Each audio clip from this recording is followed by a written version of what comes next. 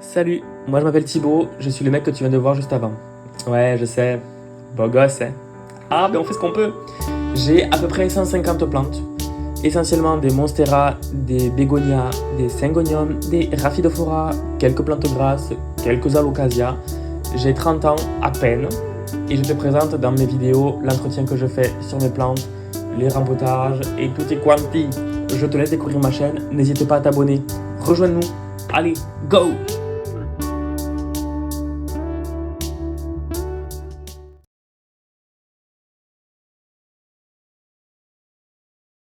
Salut YouTube, j'espère que tu vas bien. On est début janvier, c'est pour ça que j'ai mis un petit bonnet et une petite veste, mais je me caille un peu les miches. Je voulais absolument te faire une vidéo sur les plantes qui sont à l'extérieur en ce moment et aussi pour contrer tous les gens qui disent « Ouais, mais moi les bégonias, j'y arrive pas, je comprends pas, ils meurent tous, etc. » Alors moi, ils passent l'hiver dehors maintenant. Alors, je sais, tu vas te dire, oui, mais si on est dans le nord, on n'a pas la même température, etc. On est tout à fait d'accord. Dans le nord, il fait en général un peu plus froid. Mais c'est pas pour autant que c'est pas possible de garder des bégonias en vie. Je vais pas te montrer que des bégonias, je vais te montrer les plantes qui sont un petit peu toutes dehors en ce moment. Il y en a qui font la gueule. Notamment, je pense au spathiphyllum que je suis en train de vouloir laisser crever parce que j'en ai marre, en fait, il n'y arrive pas. Je n'y arrive pas. Alors oui, je le déclare maintenant, avec le spathiphyllum, je n'y arrive pas. Et ça m'insupporte. Ça m'insupporte, mais bon, au bout d'un moment, je ne peux pas être parfait non plus. Donc, je voulais te montrer donc, les bégonias et les plantes grasses qui sont toutes dehors à l'année. Elles sont pas toutes magnifiques, les plantes, parce qu'en hiver, il y en a plein qui sont pas jolies du tout. Et puis comme tu le sais, j'ai traversé une période où j'étais pas au top de ma forme non plus, donc je m'en suis pas forcément bien occupé. Rien de très grave. Un petit peu embêtant quand on voit la tête de certaines plantes, mais rien de très grave. Donc je vais sur le champ commencer par te montrer les bégonias. Alors oui, certes, j'habite à Toulouse, dans le sud-ouest. C'est clair que si tu habites dans le nord-est, on n'a pas les mêmes températures. Mais personne n'a déjà eu une nuit à -3. Donc dans le recoin là où il y a les plantes d'habitude et d'intérieur, je les ai mis là essentiellement. Il y en a même ici de ce côté-là. Donc c'est à dire que s'il faisait -3 dehors, il devait faire aller, ici il devait faire peut-être aller 1 ou 2 degrés, pas foufou. Je leur ai mis un voile d'hivernage par précaution pour ceux qui sont là, mais pas pour ceux qui sont là, et ça se passe quand même assez bien dans l'ensemble. Alors oui, il ne faut pas non plus jouer avec le feu, mais j'avoue que j'ai une situation qui fait que je peux me permettre ce genre de folie, dans le sens où, dans le recoin là, je ne sais pas si tu as regardé mes précédentes vidéos, j'espère que oui. Si tu n'es pas abonné, c'est pas bien, je t'invite d'ailleurs à rejoindre la secte. Il y a un recoin, il y a un plafond au-dessus, donc il n'y a pas la pluie qui tombe dessus. Vu que c'est un peu renfoncé, il n'y a pas le gel qui peut y aller, donc c'est tout à fait jouable.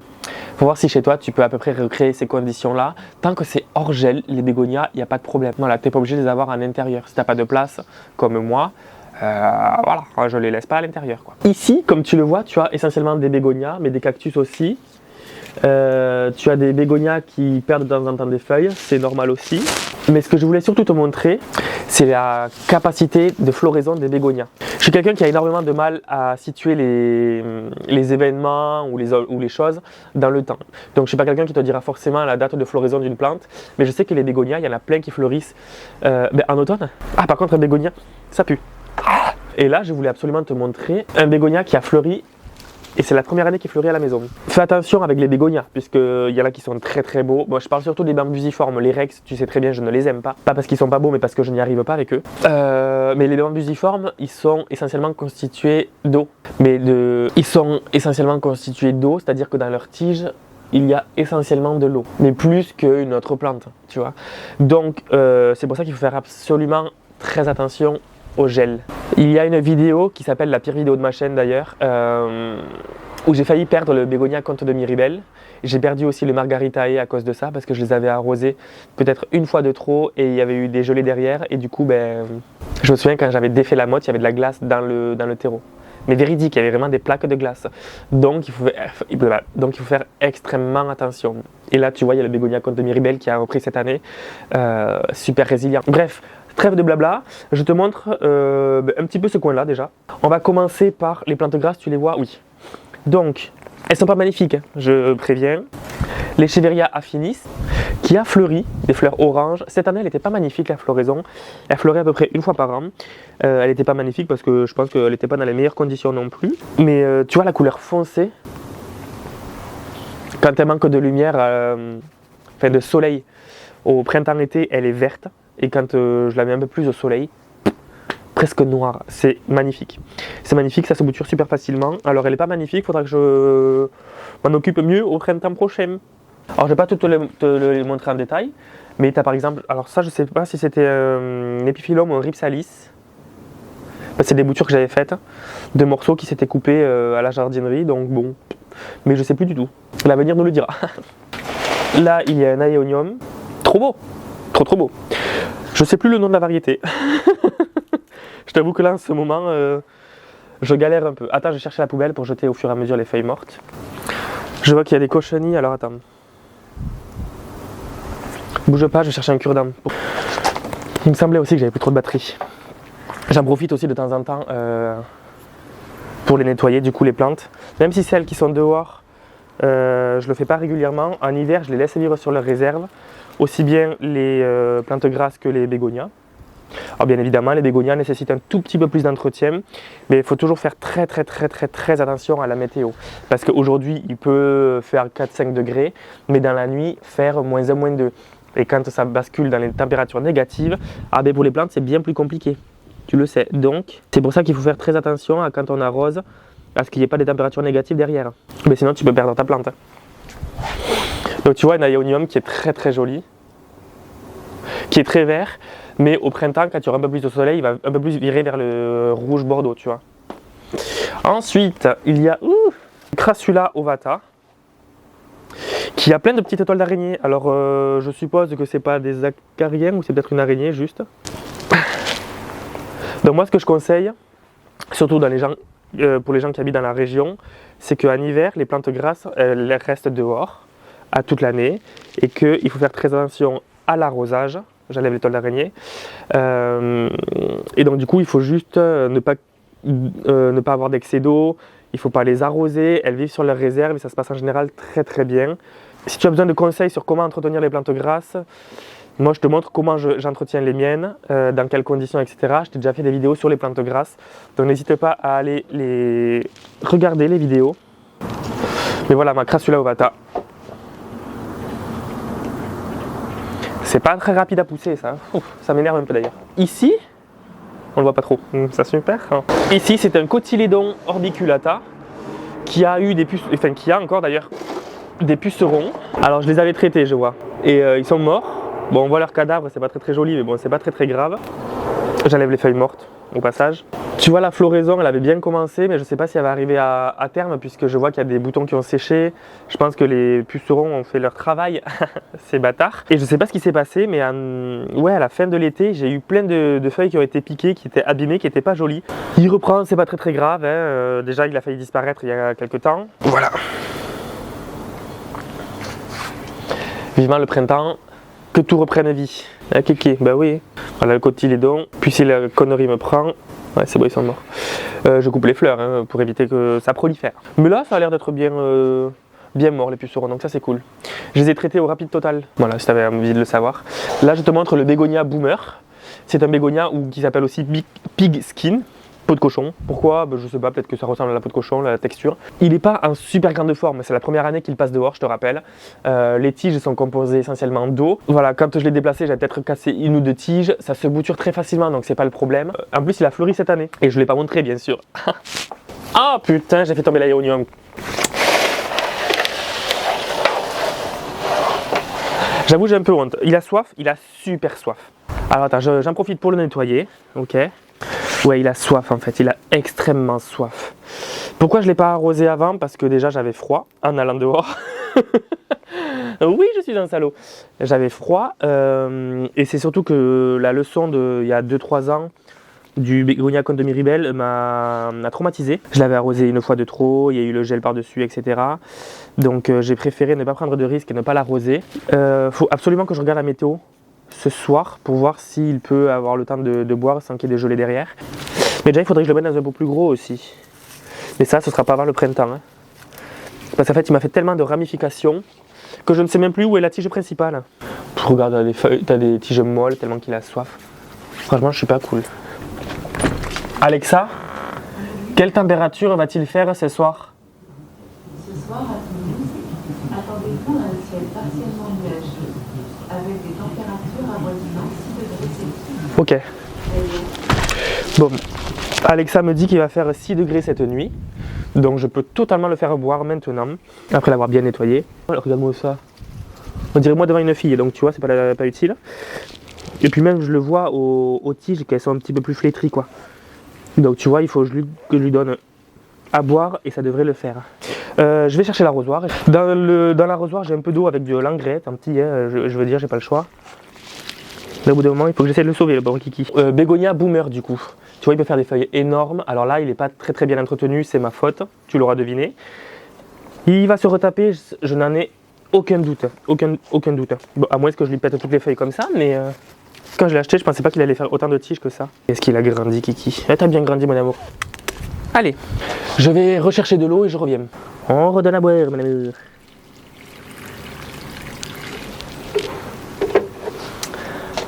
C'est parti. Alors, ensuite, je vais te montrer le bégonia Comte de Miribel. Hop là. Allez, mon amour. Allez, super.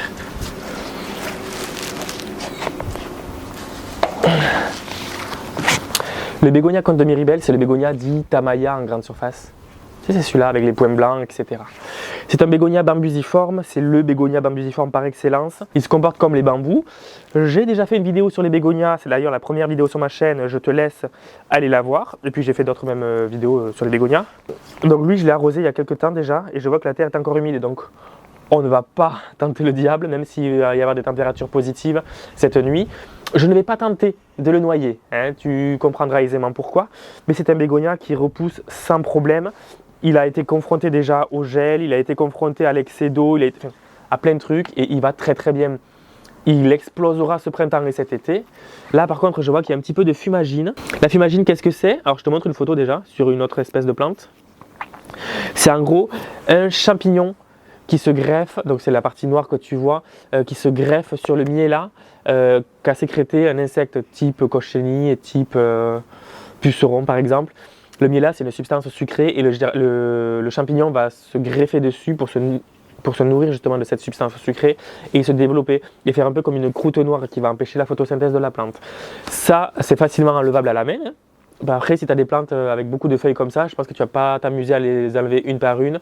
À ce compte-là, tu coupes et ça repoussera sans problème. Tu pourras même bouturer, tu enlèves les feuilles, tu boutures dans l'eau ou autre. Enfin bref, ça après tu te débrouilles. Mais la fumagine, on le voit très facilement sur des camélias, on le voit très facilement sur des rhododendrons, on peut le voir sur plein d'autres plantes, des oliviers, des agrumes, etc. C'est traitable, pas de panique. Là, c'était juste un tout petit peu. Tu vois, je peux l'enlever facilement à la main. Et c'est parce qu'en fait, il ne faut pas forcément traiter de suite le champignon, il faut traiter l'origine du problème. Parce qu'une fois que tu as supprimé du coup les cochenilles ou que sais-je, il n'y aura plus de substances sucrées, du coup il n'y aura plus le champignon qui peut se greffer dessus. Du coup le Comte de Miribel, il a une fleur encore en ce moment-là. On le voit pas, mais c'est super. Tu vois, alors elle est très discrète puisque là c'est la fin de la floraison, si on est en plein hiver, donc c'est pas la période de floraison la plus idéale. Il a fleuri déjà cet été, il a fleuri encore l'automne, enfin...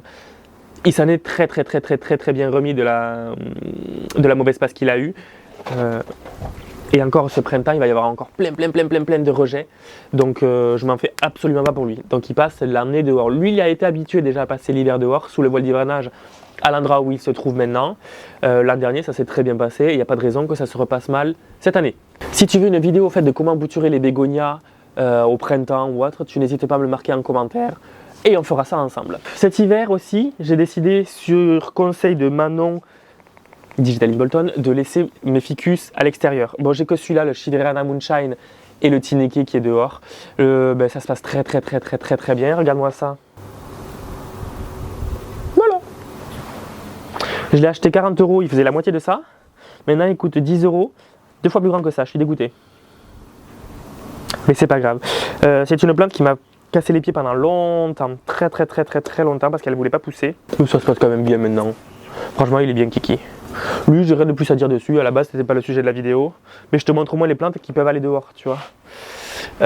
Bon, j'ai l'Alocasia macrorhiza qui a un pont. Alors, les traces blanches que tu vois, c'est le produit que j'ai utilisé contre les trips. Rappelle-toi d'un produit de Jungle Feed. Mais ça se passe bien. Pour le moment, elle perd pas trop de feuilles. Voilà, je le laisse sécher. J'évite de mettre trop d'eau pour pas que ça pourrisse en hiver. Tu te doutes parce qu'elle passe l'hiver dehors. Et ça se passe bien, voilà. Donc rien de foufou de plus à dire dessus. Peut-être que tu vas le voir, je sais pas. Je vais pas le déplacer parce qu'il est trop gros. Bon là tu vois, tu as un cactus ici. Mais tu vois, dans l'endroit où il est bien engoncé. Il est dans l'angle du mur, il est protégé. Il n'y a aucun risque que ça gèle. Normalement, à moins qu'il fasse moins 20 degrés, auquel cas j'aurais préféré... auquel cas j'aurais préparé le terrain et j'aurais rentré les plantes, bien évidemment. Je te montre la fleur. Donc tu vois, il fait de grosses feuilles comme ça. Très très grosses feuilles, duveteuses, poilues, super douces. Et là à côté tu as les fleurs. Regarde-moi cette beauté là. Tu vois ça? Mais il les a aussi ici. Hop là. Trop beau. C'est la première année qu'il fleurit, alors je sais pas si les fleurs commencent à être roses et après vont devenir blanches, aucune idée. En tout cas, c'est la première année qu'il fleurit et j'en suis tellement fier. Je suis trop fan de mon bébé. Trop mignon. Et derrière, tu as le bégonia Snowcap. Attends, je dézoome. Voilà. Le bégonia Snowcap. Tu vois qui fait des feuilles. Oh, tu vois en même temps que moi là? Oh, mon bébé il fleurit. Oh. Donc tu vois, en automne-hiver, quand les feuilles poussent, elles sont bien plus orange, rouge, presque rose en fait. Et le liseré est bien plus marqué, tu vois, sur les contours ici. Ah, je suis trop fan. Regarde-moi cette beauté. Oui. Donc il va passer l'hiver ici. C'est la première année pour lui aussi, logiquement ça devrait bien se passer. Oui. Après là, il y a la misère pourpre. Bon, elle, tu vois, toutes les branches comme ça, je vais pouvoir les enlever. C'est pas un souci. Elle en refera du pied ici. Elle en refera de là, c'est pas un problème. Et là, j'ai des boutures de Dracaena qui sont avec du bégonia, avec de la misère, etc. Ça, faudra que je me débrouille pour trouver quoi en faire. Et derrière, tu as le bégonia maculata whitey qui, lui, ne veut pas pousser cet enfoiré. Mais pour le moment, ça fait, sans te mentir, ça fait des mois et des mois et des mois qu'il est comme ça. Il n'a pas pourri, donc je me dis c'est qu'il a envie de vivre. J'attends un potentiel rejet. On verra ce que ça va donner. Mais pour le moment, c'est pas le plus violent que la Terre ait porté, quoi. Hein, voilà. Bon, je n'ai plus de batterie à l'appareil photo, donc je vais le charger. On se retrouve de suite pour la continuité de la vidéo. Je te montrerai donc les autres plantes grasses ainsi que les autres bégonias parce qu'il y en a une dizaine de bégonias ici. Donc voilà. Je vais ranger tout ce bordel et je reviens vers toi dans quelques secondes. A de suite. Allez, du coup, on continue la vidéo. On se retrouve dans le recoin là où il y a les plantes d'habitude, les plantes tropicales printemps-été. Là, comme tu le vois, il y a les plantes grasses qui sont exposées ici, plus les bégonias qui sont sur le support de la clim, enfin sur le coffrage de la clim, avec un voile d'hivernage pour limiter les risques au cas où. Sachant que, comme je t'ai dit tout à l'heure, il n'y a pas de risque de gelée en général, mais on n'est pas à l'abri qu'avec les changements climatiques, il fasse moins 20 dehors d'un coup et que mes bébés ils meurent. Et ça, c'est hors de question. Tu t'en doutes, voilà. Donc là, je vais te montrer comment moi je les entretiens en hiver, ce que je leur fais, à savoir pas grand chose en vrai. Je vais te montrer à quoi ils ressemblent en hiver, c'est-à-dire que au moins je peux démystifier le fait que les bégonias c'est super compliqué, les bambusiformes ça prend beaucoup de place, etc. Alors oui, ça prend beaucoup de place, mais c'est pas du tout compliqué à s'occuper. Tu leur donnes un tout petit peu d'eau au printemps-été, un peu plus en été, tu leur donnes un petit peu d'engrais, c'est mieux. Et en hiver, tu les exposes juste hors gel quoi, c'est tout. Alors oui ils ont soif hein, donc ne m'en veux pas. Faudra que je les arrose. Et oh kikinette. On commence ici par le bégonia. Oh putain la soif rien qu'au toucher. C'est le Little Miss Mummy. Alors oui la soif je vais te le montrer quand même. On en profite toujours pour nettoyer. Feuillage très foncé, presque noir avec des poèmes blancs, magnifique. La floraison est blanche, alors là c'est la fin de la floraison tu le vois. Mais je l'avais montré précédemment la floraison quand elle commençait. Feuillage super design, je trouve vraiment, c'est d'une beauté sans nom. Tu vois la floraison, poum, poum, poum. Elle vire légèrement sur le rose. Me dites pas, les bégonias c'est les plantes des vieilles. Ou alors les vieilles elles ont des goûts stylés. Mais franchement regarde-moi ça, c'est trop beau. Moi je trouve qu'on n'a pas forcément beaucoup de plantes avec le feuillage aussi foncé que ça. Le revers toujours est rouge sang. Moi j'adore. Alors je sais pas les tailles adultes parce qu'en fonction des variétés, il y en a qui peuvent faire 1m20, 1m50, 2 mètres, etc. Pour le moment je sais pas. Le bouturage se passe très simplement, mais je te le répète, si tu veux une vidéo sur le bouturage des bégonias bambusiformes, ben on le fera, écoute, pas de problème. Tu vois, il est dans un petit pot, tu vois la hauteur du bébé. Donc vraiment, je vais les arroser. Parce que là c'est sec de ouf. Et pour le substrat c'est le terreau, perlite, vermiculite, j'ai l'impression, c'est tout. Et je pense que maintenant ils sont tellement grands et bien enracinés que juste du terreau plat intérieur avec un peu de perlite quand même, ça ira sans problème. Mais il est trop beau mon bébé. Ben oui Kiki. Oh alors. Ça c'est le Little Miss Mimi. Alors peut-être que tu te dis, mais ils n'ont pas assez de lumière. Les bégonias en automne-hiver, comme la plupart des plantes, c'est des systèmes qui sont au ralenti. Donc même s'ils ont moins de lumière, si derrière il y a moins d'arrosage et moins de chaleur, ça vit très très bien. Ici, en premier lieu, enfin premier plan, on a le Megadot, qui est le cousin du Maculata Whitey que je t'ai montré, qui est rachitique à la maison, il y a juste une tige sans feuilles. Et ben alors lui pour le coup, nickel Miguel, il fait des grosses feuilles, tu vois ça, magnifique bébé. Il me fait encore une floraison ici, tu la vois bien. Oui, il y a un peu de vent. Ne t'en veux pas, Kiki. Il fait des grosses feuilles. Il m'en fait très très très régulièrement. Alors là, ils sont un peu abîmés les feuilles parce que quand je les avais posées, je les avais peut-être mal posées, donc du coup ils se frottaient les uns les autres. Là, je vais t'en montrer un tout à l'heure. Il a des feuilles éraflées, éclatées parce que avec le vent, ça peut bouger et frotter contre le mur, donc ça peut s'abîmer. Il réagit très très bien à l'hiver. Après, il faut le dire que pour le moment, on n'a pas eu un hiver glacial et c'est tant mieux. J'espère que ça va continuer comme ça. Et si jamais on a un hiver qui va s'annoncer bien plus froid que les températures actuelles, un voile d'hivernage, voire deux, si vraiment j'ai très très peur, mais ça m'étonnerait. En général, il ne gèle pas en dessous ici. Et si en plus je veux les protéger pour vraiment m'assurer de ne rien perdre, je mets un voile d'hivernage et ça se passe très très bien. C'est vraiment un minimum d'entretien en hiver. Et il y en a pour la première fois, ils vont passer l'hiver dehors et ça a l'air de pour le moment plutôt bien se passer. Oui. Alors ici c'est le Megadot, tu vois, avec des grosses feuilles bien larges. Il est juste magnifique. Il y a quelques feuilles qui sont abîmées, mais je vais lui laisser, comme ça il peut en tirer au maximum de bénéfices. Et je vois qu'il y a encore une floraison qui arrive au milieu des feuilles qui sont encore bien froissées. Elles vont mettre du temps à se développer. Est-ce qu'elles vont bien réussir à se développer? Je sais pas, on verra ça. Mais tu vois que les floraisons, ça peut être en fait presque toute l'année. C'est trop bien, j'aime trop. Et pareil, lui, comme les bégonias bambusiformes, tu le vois pas là, mais il fait des rejets régulièrement dans le pot. Hein. Voilà, ce qui fait qu'au bout d'un moment, il y aura plein de cannes et une grosse touffe bien fournie. Donc ça, c'était le Megadot. Mon amour, que tu es trop beau. Ensuite, on a par exemple ici le Sophie Cécile. Alors, le Sophie Cécile, qui est un hybride très... Kiki, très connu, très simple d'entretien aussi. Comme pour tous les bégonias, ils peuvent être sensibles aux pucerons. Tu vois, la feuille est vachement abîmée ici. Ben voilà, je l'ai enlevée, tu vois. Elle était super abîmée, mais c'est pas très grave, il va s'en remettre.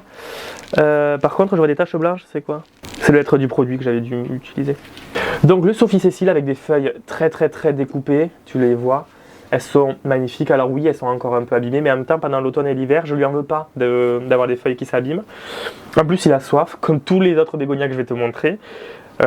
Tu vois, les boutures ont super bien raciné. Ils s'en sortent super bien en hiver, les bégonias bambusiformes.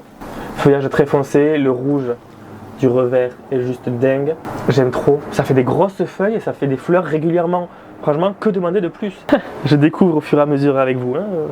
Ici, on a le bégonia appelé Two Face. Two Face, deux faces, enfin deux côtés, parce qu'il y a un côté gris argenté et le revers en rouge sang, comme à chaque fois. Il pleut. C'est super. Hop là, c'est un bégonia qui avait eu un moment un excès d'eau et du coup qui avait pourri. Je l'ai bouturé vraiment un peu en dernier recours et ça s'est très bien passé. Les boutures ont toutes raciné. Regarde-moi cette beauté. Alors je ne sais pas à quelle hauteur il peut aller celui-là.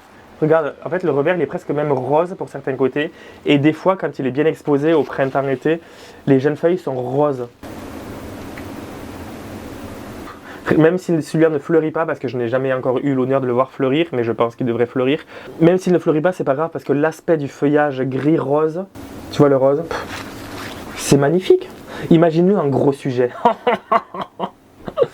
Il est trop beau, Kiki, oui. On a ici le bégonia polka dot pink ou Benigo pink, qui devrait être un petit peu plus attaché. Hein, voilà. Ça, c'est le bégonia que Clémentine m'avait donné. Alors, il a eu un moment une attaque sévère de pucerons, ce qui lui a abîmé énormément les feuilles. Donc, je l'ai traité. Ça se passe plutôt bien. Il repart. Là, c'est pas la meilleure période pour repartir, mais il est là. Rappelle-toi, j'en avais eu un tout petit pied aussi grâce au Secret Santa. Merci Julie si tu passes par là. Donc, je pourrais le mettre avec. Il a soif lui aussi. Mais en fait, ce qui est vachement bien avec cette variété, à part le revers rouge, c'est qu'en fait, les jeunes feuilles, quand elles sont très foncées et les points sont roses. Alors là, on va pas forcément bien le voir.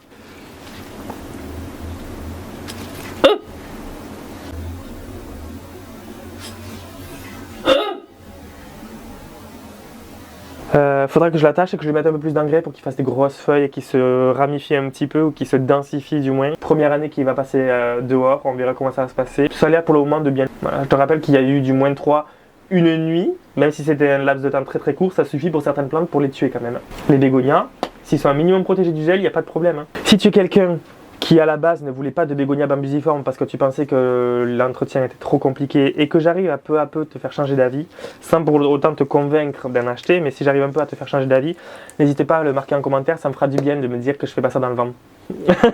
Si on a un bégonia qui a super soif et qui a été coupé par ma faute, je t'explique, quand j'ai voulu mettre le voile d'hivernage, pour bien qu'il soit calé, pour pas qu'il s'envole, et pour ne pas qu'il retombe aussi sur le coffrage de la clim parce qu'il faut rien mettre devant, j'ai voulu soulever des pots pour pouvoir le caler dessous le voile d'hivernage, sauf que bien évidemment en tant que gros boulet que je suis, j'ai fait tomber ce bégonia là sur un autre bégonia, la tige s'est pétée, heureusement il y avait ce rejet qui avait déjà pris le relais, donc la tige s'est pétée, ça a pété une tige du bégonia, autre que celui-là parce que c'est tombé sur un autre bégonia, hein.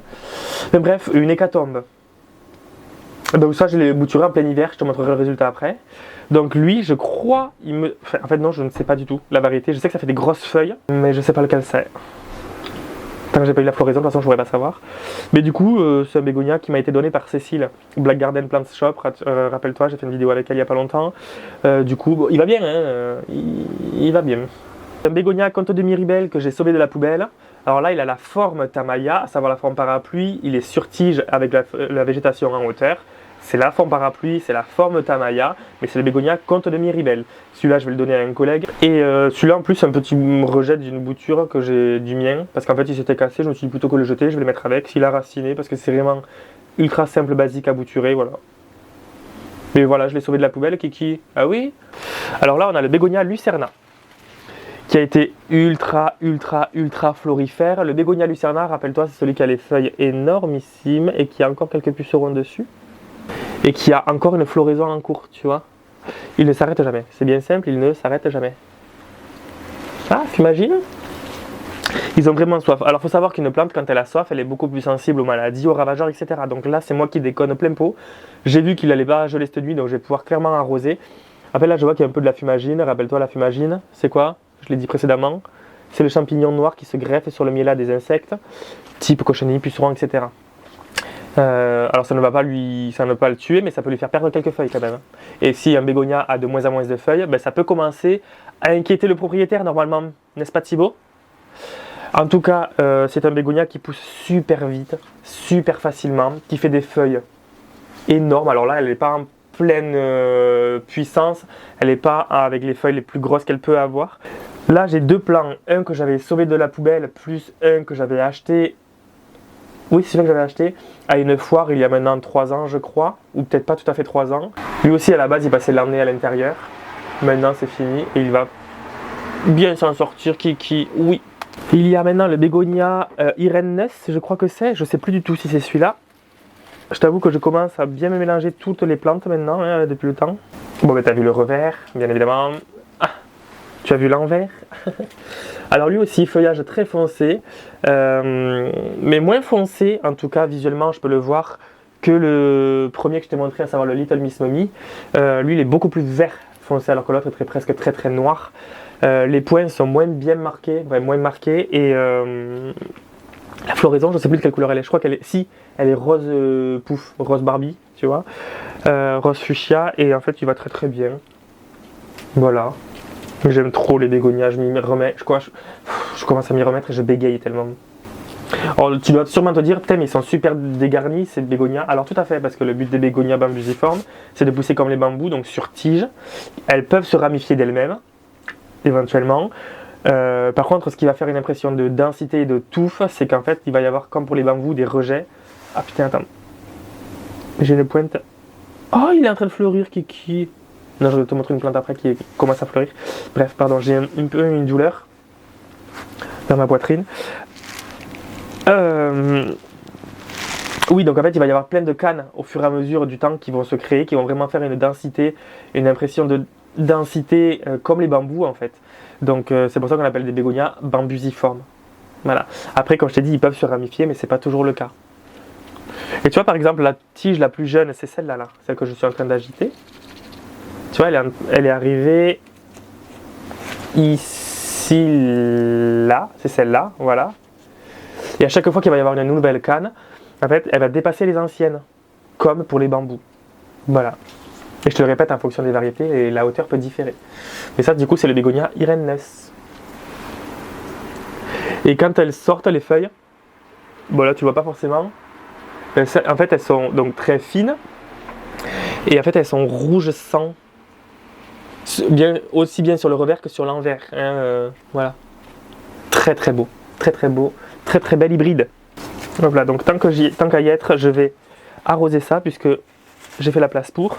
Alors, même s'ils ont tous très soif, par précaution, je tâte toujours le terreau, voir s'il y a assez d'humidité. S'il y en a assez, je ne touche pas et j'évite carrément d'arroser. Si je vois que c'est sec au possible, que je vois que les feuilles commencent à flétrir, etc., c'est des signes comme quoi les plantes ont soif, mais par précaution, je touche toujours le terreau et en général, c'est très très sec et là, j'arrose. Parce que même si la plante a très très soif, on va éviter de noyer une plante qui a les racines sèches, parce que du coup, elle peut avoir carrément du mal à absorber l'eau. Et ça peut même la mettre plus mal à l'aise qu'autre chose. Donc, on fait toujours petit à petit. Enfin, en général, hein, moi tu me connais, je fais au feeling. Un bégonia que je n'ai pas bouturé moi, mais que j'avais avant il y a quelques années, que j'ai perdu en même temps que j'avais bousillé le comte de Miribel, c'est le Margaritae. Je te le montre. Et là tu te dis, mais comment ça? C'est pas toi qui l'as bouturé? Ouh là là, mais qui est-ce et comment et pourquoi? Eh bien, c'est Nathaniel qui me l'a bouturé, parce qu'en fait, il a eu l'opportunité d'en avoir. Il savait que je l'avais perdu, donc il en a profité très généreusement pour me faire des boutures. C'est le Margaritae. Voilà, feuillage verni comme ça, tu sais, même duveteux au toucher, il est très très doux. Le revers est poilu aussi. Et en fait, il a même une fleur. Il a même fleuri, enfin, certaines boutures ont fleuri. Là, il y en a combien? 1, 2, 3, 4, 5, 6. 6 boutures qui ont raciné, qui vont très très bien, Nat. Elles passent l'hiver dehors, ça se passe très très bien. Là, il y a un début de floraison, je sais pas si on va bien la voir. Bon, j'espère que tu l'as vu, de toute façon je pourrais pas faire mieux. Faudra que je te rende ça d'ailleurs, Nat. Là pour le moment il est tout petit, mais je sais que j'en avais un qui faisait peut-être 1m20 tu vois, de haut, il était trop beau, c'était celui de ma grand-mère. Donc celui-là c'est pas celui de ma grand-mère, mais c'est la même variété, donc bon. Par contre je vais voir qu'il y a peut-être des cochenilles. Voilà, il a fleuri cette année, alors je ne lui ai même pas demandé, le pauvre. Les racines, elles vont bien, les boutures vont bien, donc... On continue. Ah oui. Un bégonia, c'est le platanifolia, j'imagine qu'il est là, parce que ça fait un petit moment que je ne l'ai pas vu. Ah oui. Oh, bah Kiki, va bien, mon amour. Le bégonia platanifolia est comme son nom, avec des feuilles de platane, alors, qui ressemblent grosso modo au platane, mais vraiment de manière grossière. Il a de grosses feuilles, tu vois. Ah oui, celle-là, elle est abîmée au milieu. Mais il a de très très grosses feuilles. Très très fine, beaucoup plus fine que tous ceux que je t'ai montré avant. Alors là, on le voit, il a les feuilles flasques parce qu'il a très très soif, mais c'est un des bégonias qui se ramifie le plus. Regarde-moi ça au pied. Alors ça, c'est une bouture que j'avais faite, mais sinon regarde le reste. Dingue. Et c'est celui qui a bien tenu par rapport aux autres en termes de tenue de feuilles. C'était celui qui s'était le moins dénudé. Alors du coup, je me dis, franchement, le bégonia platanifolia, il mériterait d'être chez plein de personnes. En plus, ça fait un beau petit buisson, regarde-moi ça.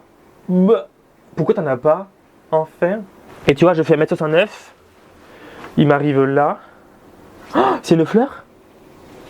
Non. Si! Oh attends, je fais 1m69. On va dire 70. Bah lui, il doit faire 1m40. Quelque chose comme ça. Non. À ce niveau-là.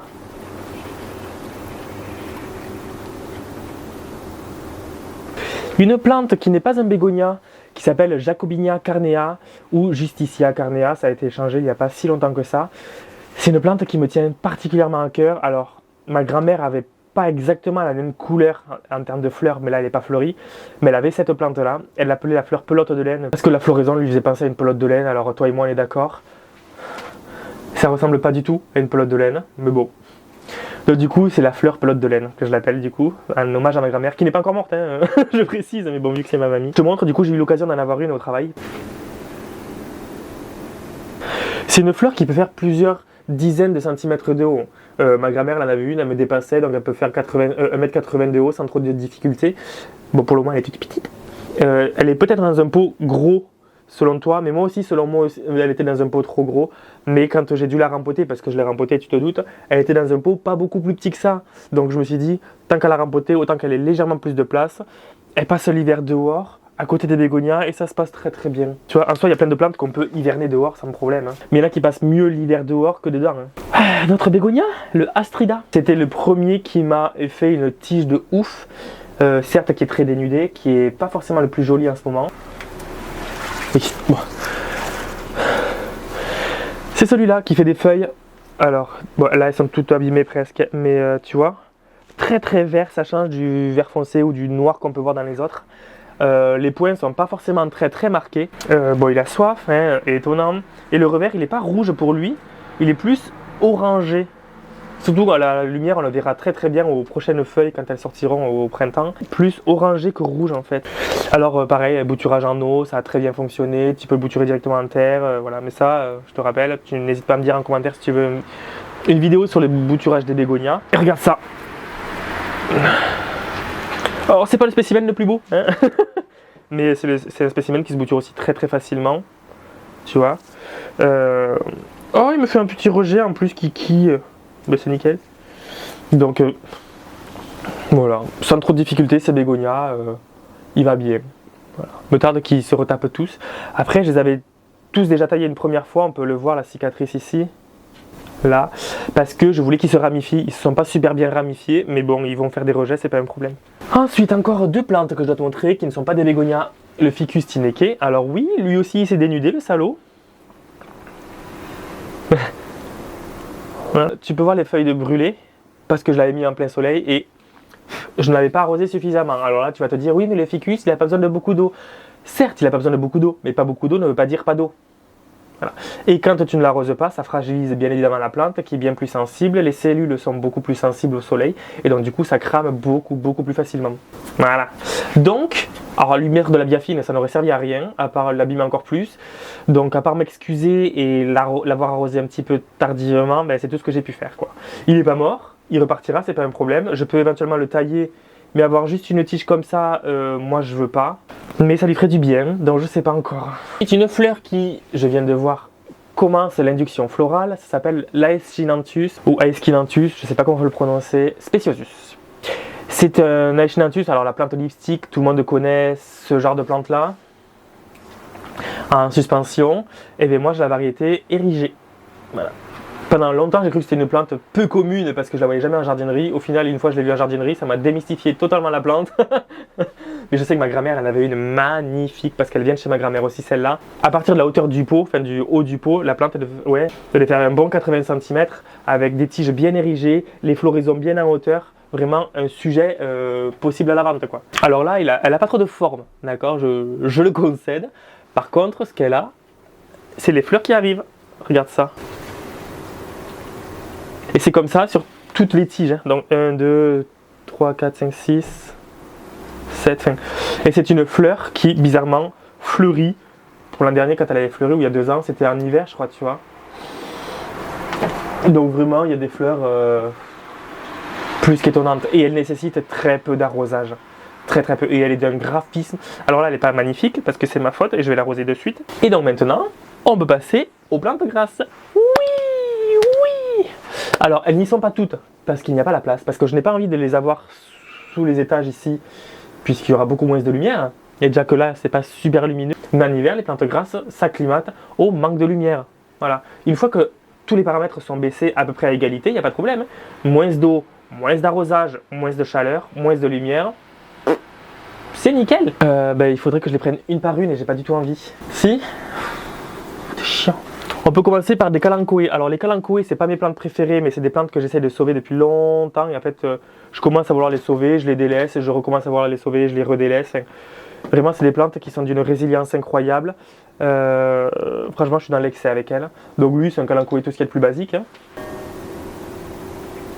Je vais augmenter la luminosité parce que là, on n'y va pas super bien. Je suis encore plus blanc que d'habitude. Il doit reculer l'attention. Donc voilà, le kalanchoé. J'en ai un deuxième pot, on va pas le montrer non plus en détail, on s'en fout. Alors ici, c'est un sédum qui s'appelle le sédum, anciennement il s'appelle sédum sieboldii. Maintenant, je sais que ça a un autre nom, mais toujours quelque chose de sieboldii. Logiquement, à travers toutes ces tiges sèches, tu vois tous les rejets qu'il y a, les petits points verts, bleu turquoise en fait, gris presque. C'est une plante très colorée. Je me souviens que ça vient de chez ma grand-mère. Oh, encore! Les escargots adoraient cette plante. Mais vraiment, à chaque fois, on en sortait 4-5 tous les jours. C'est une plante grasse qui a des feuilles, je vais te le montrer en photo, qui existe aussi en version variegata. C'est des fleurs, mais juste magnifiques. J'ai eu l'occasion d'avoir une fleur il y a quelques semaines en arrière. Je pourrais lui tailler les tiges, mais de 1, j'ai froid, et de 2, j'ai peur de lui arracher des repousses. Donc pour le moment, on va le laisser tel quel. J'ai pas de sécateur avec moi. Attends, si peut-être. Ah, mais il est rouillé.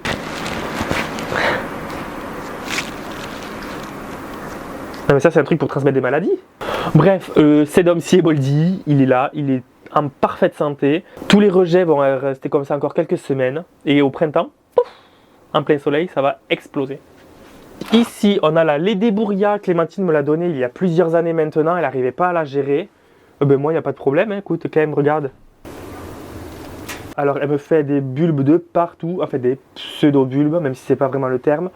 De partout, partout, partout. On peut voir les cadavres des feuilles, des fleurs encore.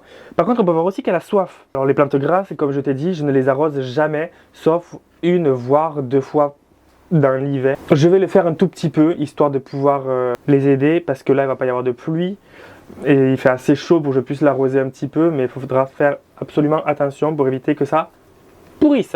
Mais ça, c'est la Lédébouria. On a là-bas dans l'angle au fond, ici, c'est une plante que j'avais volée, je ne sais plus où. Et c'est de l'aloe arborescent. Et je sais qu'il existe en variegata, j'aimerais tellement la voir, elle est magnifique. À côté, on a une Euphorbia erythrea, je crois. Elle est magnifique. Elle est sublimissime. 2 tiges, toutes mignonnes. Voilà, trop beau, magnifique. Les aiguilles sont acérées, donc on fait attention. Hein. À côté, ici, la plante qui bouge comme ça, c'est un épiphyllum. La fleur est rouge, donc je ne connais pas la variété, je suis désolé. Sedum palmeri. Magnifique. C'est une plante basique et tout ce qui est de plus classique, très simple, qui fleurit en hiver, vers la fin de l'hiver. Tout simple, vraiment basique. Ici, la grande tige que tu vois là, ça, c'est de l'Ostrocylindropuntia que j'avais volé en Corse, un tout petit morceau comme ça, il y a 4 ans ou 5 ans maintenant. Il ne se ramifie pas tout seul d'après ce que j'ai pu voir. Ça m'énerve, j'aime pas ça parce que j'ai pas envie de le couper, ça va faire dégueulasse sinon. Mais je crois que j'aurai pas le choix. Si, magnifique, je sais plus. Graptosedum, je crois. Graptosedum qui m'a été donné par Karine de l'Instagram, encore une feuille. Voilà, il va bien. Il s'est pas énormément développé parce que je m'en suis pas super bien occupé, mais il va bien. On a plein d'aéoniums, mais ça les aéoniums, je vais pas te les représenter encore une fois. On a un cactus ici, la base est beaucoup plus fine que la tête. Alors est-ce que c'est parce qu'il a bien grandi chez moi, je sais pas.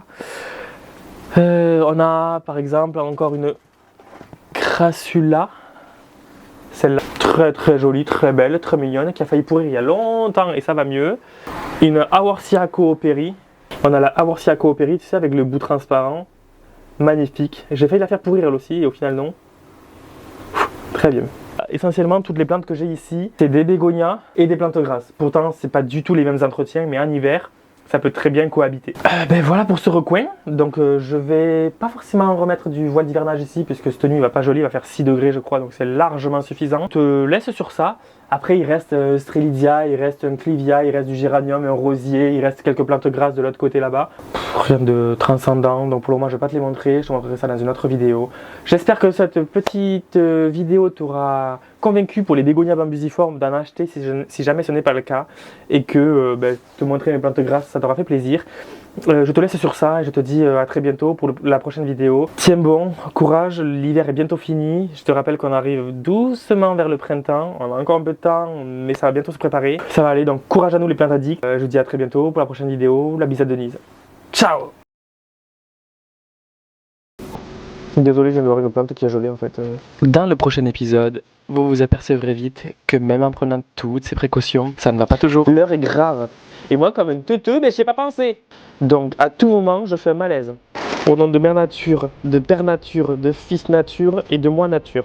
Entre température négative, manque de vigilance, oubli, quelle plante à geler. Rendez-vous au prochain épisode. J'espère que la vidéo t'a plu. Si c'est le cas, n'hésite pas à liker, partager, commenter, mais surtout à t'abonner. Je te mets mon Instagram ici, c'est le même pseudo, n'hésite pas à m'envoyer des messages, j'essaierai d'y répondre. En tout cas, merci d'avoir visionné, j'espère jusqu'au bout, et je te dis à très bientôt pour la prochaine vidéo. La bise à Denise, ciao!